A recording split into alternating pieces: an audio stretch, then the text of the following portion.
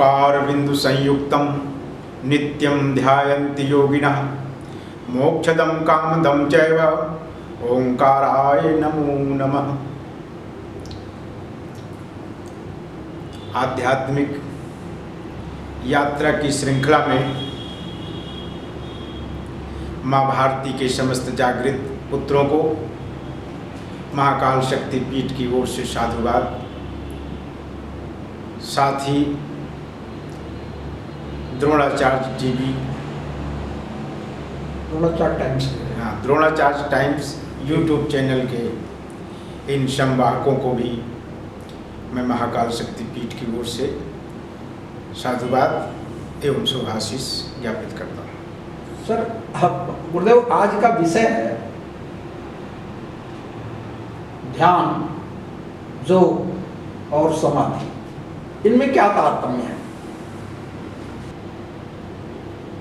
संपूर्ण जगत जो दृश्यमान है उसे हम बुद्धि और चेतना द्वारा अनुभव करते हैं, लेकिन हमारे प्राचीन अपौरुषीय ग्रंथों में मनुष्य के भीतर अनंत संभावनाएं स्थापित हैं। इस विज्ञान को जिसके माध्यम से उन महापुरुषों ने प्राप्त किया अथवा जिस मार्ग की प्रेरणा दी वो ध्यान कहलाया। ध्यान का तात्पर्य किसी वस्तु, पदार्थ, जड़, चेतन समस्त की वास्तविकता का बोध कराने वाली प्रक्रिया को ध्यान कहते हैं। समाज में व्याप्त आस्तिकता और नास्तिकता।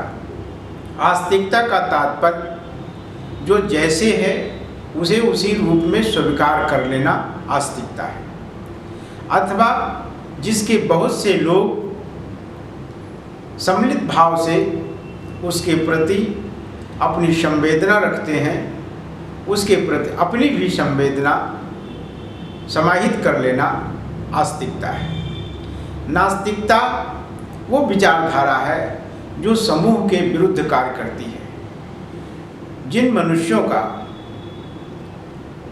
आभ्यंतरिक चेतना शरीर से ऊपर उठकर जीव और आत्मा के विषय तथ्यों के रहस्योद्घाटन की आकांक्षा रखती है, वह लोग निरंतर अन्वेषण में पाते हैं कि जिस सत्य को उन्होंने परम सत्य मानकर स्वीकार किया उसके धरातल ध्यान की प्रवृत्ति के साथ आगे आने वाले समय के साथ वह बिखरते जाते हैं, टूटते जाते हैं। अर्थात आस्थाओं और विश्वासों का जहाँ तारतम्य टूटता है वही नास्तिकता जन्म लेती है। नास्तिकता एक बोध है, नास्तिकता कोई विकृति नहीं। बोध होना ही मनुष्य का धर्म है, चेतना जागृत करना ही मनुष्य का धर्म है। उसे अपने बाह्य संसार रूपी शरीर को जिस भांति जानने की विधि भौतिक जगत में प्रचलित मापदंडों द्वारा प्राप्त होती है, ठीक उसी प्रकार उसे अपने अभ्यंतर में स्थापित अनंत संभावनाओं, ऊर्जा और ब्रह्मांडीय संरचना के मूल स्रोतों के विषय में जिस प्रणाली का ज्ञान प्राप्त होता है उसे ही ध्यान की प्रक्रिया कहते हैं। ध्यान से ही बोध होता है और बोध से ही ज्ञान की प्राप्ति होती है। ज्ञान जो बाहर संसार में बिखरा हुआ है वो स्थूल है, लेकिन अभ्यंतर में जागृत होने वाला जो ज्ञान है वो ही सूक्ष्म होकर के वो परम ज्ञान के रूप में परिभाषित होता है, जिसकी परिणति ध्यान के बिना असंभव है। इसलिए ध्यान आवश्यक है कि किसी भी जड़ चेतन अथवा पदार्थ के मूल स्रोत तक पहुँचने की एक संभावना है, और उस संभावना को महापुरुषों ने तथा तत्वान्वेषी अनेकानेक महापुरुषों ने उसे जिस प्रणाली के द्वारा, जिस विधि के द्वारा जाना, उसे उन्होंने ध्यान कहा। ध्यान में एकाग्र चित्ता, ध्यान, ध्याता और ध्येय की एक रूपता ही ध्यान कहलाती है, जिसमें ध्यान करने वाला तथा उसका जो ध्यानीय लक्ष्य है वो, और जो ध्यान है, ये तीनों जब एकाकार स्वरूप धारण करते हैं तो वो ध्यान कहलाता है। और इसी ध्यान की गहरी और गंभीर अवस्था वो समाधि कहलाती है, जिसमें मनुष्य को बाह्य जगत का भान लेश मात्र भी नहीं रहता और उसके अंदर एक अनंत ब्रह्मांड जन्म ले लेता है, और उस ब्रह्मांड में वो अपने स्व अस्तित्व को जिस अवस्था में देख रहा होता है वही समाधि है। योग का तात्पर्य जोड़ से है, अर्थात इस भौतिक शरीर जो इंद्रियों से बना हुआ है, जिसका स्वामी मन है, ये मन और शरीर से संयुक्त होने के कारण ये बाह्य जगत को परिभाषित करता है, लेकिन इसके भीतर जो चेतना रूप से बुद्धि और स्वाधर्म तथा प्राण और जीवात्मा है, इनका जब संयोग करते हैं तो ये योग कहलाता है। क्योंकि हमें बाहरी अवस्था भौतिक जगत द्वारा प्राप्त हो जाती है, लेकिन अभ्यंतर की अवस्था में हमें योग का शरण लेना पड़ता है, योग का आश्रय लेना, अर्थात अब स्वयं को, जीवात्मा को आत्मा से जोड़ना, बुद्धि को आत्मा से जोड़ना अथवा आत्मा को परमात्मा से जोड़ने की प्रक्रिया ही योग कहलाती है। वर्तमान समय में तमाम दिशांतरों में ये प्रथा चल रही है प्रारंभिक अवस्था से, जिसमें लोग योगाभ्यास करते हैं, और उस योगाभ्यास का मतलब शरीर को आयाम देना अथवा प्राणों को आयाम देना है, जिसमें वे प्राणायाम करते हैं। प्राणायाम कोई योग नहीं, शरीर द्वारा की हुई अभ्यास क्रियाएं भी योग नहीं, योग केवल आत्मा और परमात्मा के चिंतन बोध को योग कहते हैं। गुरुदेव, कहा जाता है कि ये आध्यात्म ही इसका जनक है, योग का जनक आध्यात्म है। नहीं, ना तो योग का जनक अध्यात्म है, ये स्वतः स्फुरित होने वाली प्रक्रिया है। प्रत्येक मनुष्य में बिना किसी अवस्था और बिना किसी प्रणाली विधि के ये स्वतः ही प्रकट होती रहती है। मनुष्य की जागृत अवस्था जिसमें वो सांसारिक कार्यों को निष्पादित करता है, वो उसकी अवस्था ध्यान कहलाती है, जिसमें वो सजगता पूर्वक उस कार्य को निर्वहन करता है। लेकिन जब वो इंद्रियां शिथिल पड़ती हैं और वो निद्रावस्था में होता है, उस समय में जो उसकी अवस्था स्वप्न के बीच देखी गई दृश्यों के प्रति होती है, वो अवस्था ही उसकी अध्यात्म है। अध्यात्म और भौतिक जगत दोनों एक सिक्के के दो पहलू हैं, जो उसके साथ अनवरत निरंतर चलते रहते हैं। केवल ये रहस्यात्मक है, जिसे समझता तो सभी लोग हैं, लेकिन पुस्तकों के आतंक के कारण वो इनसे दूर हटता जा रहा है। ये मनुष्य की स्वाभाविक और नैसर्गिक क्रिया है, जिसे प्रत्येक प्राणी इसे अनुभव करता है। तमाम जीव जगत भी निद्रा अवस्था में तमाम प्रकार के स्वप्न देखते, जिनकी जैसी आशा उनका वैसा ही वास हो जाता है। जिनमें जिस प्रकार की तृष्णा होती है, जिन प्रकार की वासनाओं की इच्छा होती है, उसी अनुपात में, उसी अनुसार वह निद्रा अवस्था में उसकी पूर्ति करते हैं। यदि इसकी पूर्ति ना हो तो उनका मस्तिष्क विकृत हो जाता है, और विकृत अवस्था में उनकी सोचने की क्षमता, उनके क्रियाकलापों की क्षमता शिथिल पड़ जाती है, और इससे उनका जीवन संकटग्रस्त हो जाता है। इसलिए अध्यात्म और भौतिक जगत दोनों एक सिक्के के दो पहलू के साथ साथ जीवन में सदैव संचालित रहने वाली एक नैसर्गिक प्रक्रिया है, होती रहती, केवल इसे समझने की आवश्यकता है। बोले, ध्यान में योग का कितना महत्व है? ध्यान में योग, जिसे आप योग कहते हैं, वो योग स्वतः हो जाता है।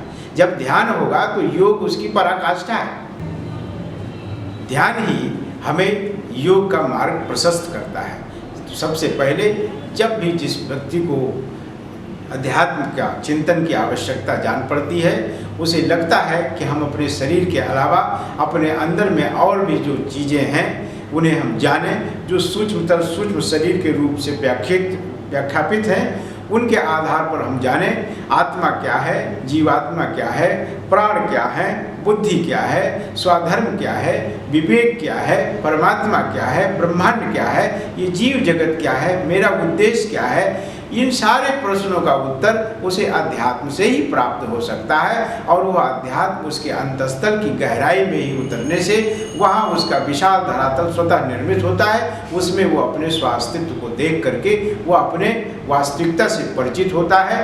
वहीं पर उसके आस्तिकता और नास्तिकता दोनों समाप्त होकर वो स्वयं को वास्तविकता से परिचित करा लेता है, और वास्तविकता से परिचित होना ही मनुष्यता का धर्म है, मनुष्यता का उद्देश्य है, मनुष्य जीवन का उद्देश्य है। और ये तमाम सृष्टि में जितने भी जीव जगत हैं उनके जीवन श्रृंखलाओं से संबंधित समस्त योनियों में मनुष्य श्रेणी इसीलिए श्रेष्ठ है, और इसकी श्रेष्ठता स्वयं की वास्तविकता को जान लेने के पश्चात वो संपूर्ण विराट ब्रह्मांड को वह अपना अस्तित्व मानता है, अपना स्वरूप मानता है, और सबके साथ समता, बंधुता और न्याय और उनके ससम्मान जीवित रहने के मौलिक अधिकारों की रक्षा के प्रति प्राण से समर्पित रहने का भी भावना उसमें जागृत होती है। और ऐसा ही आध्यात्मिक व्यक्ति जो अध्यात्म से जागृत है, जो स्व अस्तित्व से जागृत है, जो परमात्मा रूप हो चुका है, वही मनुष्य संसार में आदर्श मानव, आदर्श समाज, आदर्श परिवार और आदर्श राष्ट्र की भी स्थापना कर सकता है। इसलिए प्रत्येक मनुष्य को आध्यात्मिक स्तर पर जागृत होना आवश्यक है। गुरुदेव, कहा जाता है कि भारत विश्व का योग गुरु है। निसंदेह भारत समस्त विश्व में, विश्व जनमानस को इसने अपने अभ्यंतर के ज्ञान और विज्ञान से परिचित कराया, मनुष्य में छिपी हुई अनंत संभावनाओं से परिचित कराया। इसने मनुष्य को अस्थायी सुख शांति की प्रेरणा दी और इसे एक प्राणी से मनुष्य बनाया। निसंदेह भारत इन सब विधाओं पर श्रेष्ठ और आगे रहा है, लेकिन कालांतर में जो हमारी प्राचीन भारतीय संस्कृति की वांग्मयी शाश्वत संस्कृति विरासत थी, वह विरासत धीरे धीरे कुछ पुरोहितवाद के और कुछ राजनीतिक महत्वाकांक्षा के कारण धूल धूसरित हुई, और हमारी ये परंपरा जो अनंत काल से चली आ रही थी वो लुप्त हो गई। और वैज्ञानिक चकाचौंध में, वैज्ञानिक अर्थात विज्ञान द्वारा जाना हुआ चीज़ हमने भौतिक स्तर पर बहुत विकास किया है, लेकिन आध्यात्मिक स्तर पर हम बहुत विकास से पीछे चले गए हैं। हमारा आध्यात्मिक विकास ही हमारे इस भारत भूमि का परिचय है, और इस परिचय से हम जितना दूर होते चले जाएंगे उतना ही दुख, दैन, दारिद्र और रोग शोक से ग्रसित होते चले जाएंगे, और उतना ही अंधविश्वास और समाज में असुरक्षा और भय के वातावरण व्याप्त होंगे। गुरुदेव, 21 को अंतर्राष्ट्रीय योग दिवस है, इस पर क्या कहना चाहेंगे आप? ये राजनीतिक दिवस है, योग का तो कोई दिवस नहीं हो सकता। वो प्रत्येक दिन की एक आवश्यक अभ्यास प्रक्रिया है, जीवन प्रबंधन के सूत्रों में से एक सूत्र है। उसे तो प्रत्येक मनुष्य करता ही है, चाहे वो अंगड़ाई लेकर करे, चाहे वो हाथ पैर झड़क कर करे, चाहे वो उछल कर करे, ये किसी न किसी रूप से उसी योगाभ्यास का एक प्रक्रिया है जो प्रत्येक प्राणी, प्रत्येक जीव स्वतः ही करता रहता है। इसके लिए कोई दिवस निश्चित नहीं है, लेकिन एक राजनीतिक परंपरा बनाई गई है जिसे योग दिवस के रूप में मानी जाती है। अंततः जो भी व्यक्ति इस प्रकार के अभ्यासीय योग को करता है उसका मन एक न एक दिन उससे विलग हो जाता है, वो उससे उदासीन हो जाता है। कोई भी मनुष्य जिस प्रकार की योगाभ्यास अभी प्रचलित है और जिसे योग कहा जा रहा है, उस योग से किसी का जीवन संपूर्णता की ओर नहीं जा सकता। मनुष्य स्वभावतः अपने भीतर के ही योग को जिस दिन जान लेगा उसी दिन ही वास्तविक उसका योग होगा और वही उसका नया जीवन होगा। योग तो होना ही है, ब्रह्म और जीव का, आत्मा और परमात्मा का और सात्विकता और आस्तिकता का। जिस दिन ये योग होगा उस दिन ये संपूर्ण ब्रह्मांड अपने आप एक दैवत्व रूप को धारण कर लेगा, और यही दैवत्व को प्राप्त करने के लिए ये योग है जिनकी परंपरा जागृत रहनी चाहिए। आने वाला समय किसी न किसी महापुरुषों को ऐसी प्रेरणा दे करके संसार का हित करेगा। इसलिए ऐसी परंपराओं का भी प्रचलन आवश्यक है, समाज में रहना चाहिए। आज नहीं तो कल से ही कुछ तो संभावनाएं इसकी भविष्य के लिए निर्धारित अवश्य होती हैं। इसलिए इसे जिस आधार पर आप जानने का प्रयत्न करते हैं और इसकी गहराई में और इसके वास्तविक धरातल को जानना भी आवश्यक है। तो इसका मतलब ये है कि जो आजकल योग की प्रक्रिया चल रही है वो केवल स्वास्थ्य के लिए, अध्यात्म से उसका कोई ताल्लुक नहीं, वास्तव में ना वो स्वास्थ्य के लिए है और ना वो अध्यात्म के लिए है। वो एक केवल भीड़ तंत्र का हिस्सा है जिसके करने से हर आदमी चाहता है कि हम शायद इससे स्वस्थ हो सकते हैं। इनका हो सकता है क्षणिक लाभ भी होता हो, लेकिन दीर्घकालिक लाभ प्राप्त करने के लिए वास्तविक योग के शरण में जाना होगा। और वास्तविक योग को जाने बगैर हम अपने दुख, दैन, दारिद्र्य, रोग और शोक जो मनुष्य जीवन के आधुनिक अभिशाप बन चुके हैं, इनसे मुक्त नहीं हो सकते। इनसे मुक्ति पाने के लिए हमें वास्तविक योग करना होगा। धन्यवाद गुरुदेव, आज के लिए इतने ठीक है। Thank you.